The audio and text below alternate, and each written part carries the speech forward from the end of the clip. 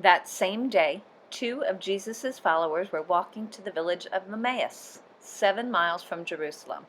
As they walked along, they were talking about everything that had happened.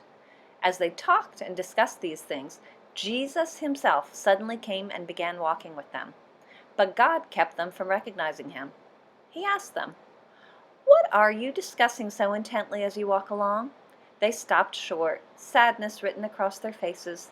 Then one of them, Cleopas, replied, "You must be the only person in Jerusalem who hasn't heard about all the things that have happened here the last few days." "What things?" Jesus asked. "The things that happened to Jesus, the man from Nazareth," they said.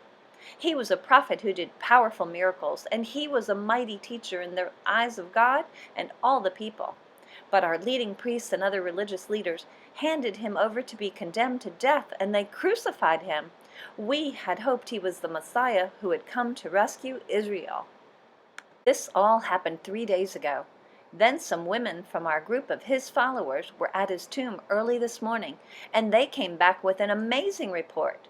They said his body was missing, and they had seen angels who told them Jesus is alive.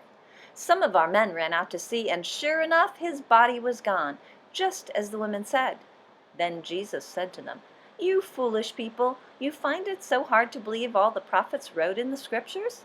Wasn't it clearly predicted that the Messiah would have to suffer all these things before entering his glory?" Then Jesus took them through the writings of Moses and all the prophets, explaining from all the scriptures the things concerning himself. By this time, they were nearing Emmaus and the end of their journey. Jesus acted as if he were going on, but they begged him, "Stay the night with us since it's getting late." So he went home with them. As they sat down to eat, he took the bread and blessed it. Then he broke it and gave it to them. Suddenly, their eyes were opened, and they recognized him. And at that moment, he disappeared. They said to each other, "Didn't our hearts burn within us as he talked with us on the road and explained the scriptures to us?" And within the hour, they were on their way back to Jerusalem. There they found the 11 disciples and the others who had gathered with them, who said, "The Lord has really risen. He appeared to Peter."